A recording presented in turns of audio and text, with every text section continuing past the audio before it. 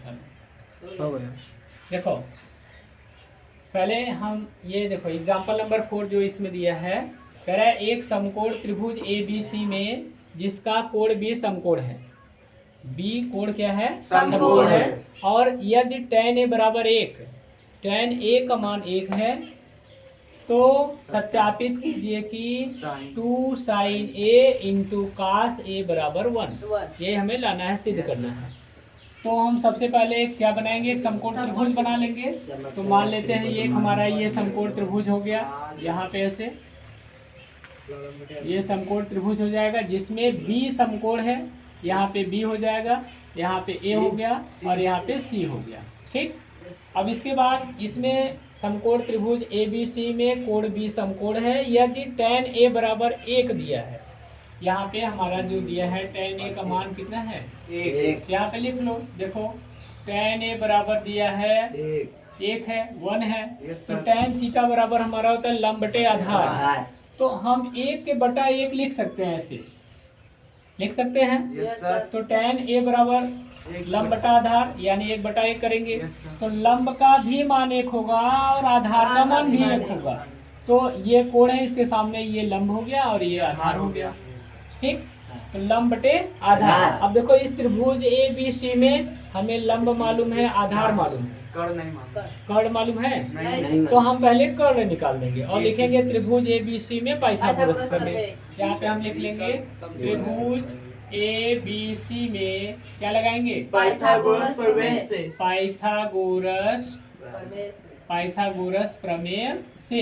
अब पाइथागोरस प्रमेय से कर्ण स्क्वायर बराबर आधार स्क्वायर प्लस लंब स्क्वायर।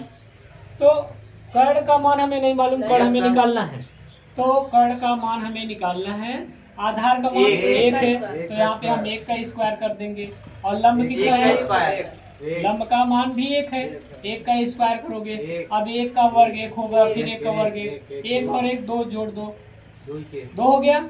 ये k स्क्वायर है। अगर हम कर्ण बराबर निकालेंगे तो ये कर्णी में 2 हो गया, यानी कि k का मान, कर्ण का मान हमारा कर्णी में 2 आ गया। अब हमें निकालना है, ये सिद्ध करना है, सिद्ध करना है। अब इसको लिख लो, 2 sin A into cos A, ये सिद्ध करना है। इसका मान हमें 1 लाना है। अब देखो यहाँ पे मान रख दो, 2 हो गया।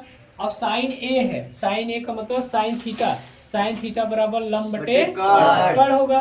तो लंब बटे कर्ण और cos थीटा बराबर आधार बटे कर्ण। तो आधार बटे कर्ण हो गया, बराबर हमें 1 लाना है। तो 2 लंब का मान बताओ, 1 कर्ण का मान कर्णी में 2 इंटू 1 कर्णी में 2 बराबर हमें 1 लाना है। देखो इसके बाद क्या करेंगे, ये 2 है ना, कर्णी में 2, कर्णी में 2 का गुणा करोगे 2 हो जाएगा और 1 में 1 का गुणा करोगे तो 1 होगा।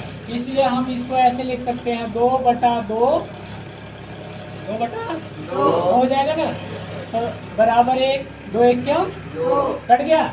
देखो 1 बराबर 1 आ गया, बराबर आ गया नहीं, यानी लेफ्ट हैंड साइड बराबर राइट हैंड साइड। ये हमारा मान हो गया टोटल।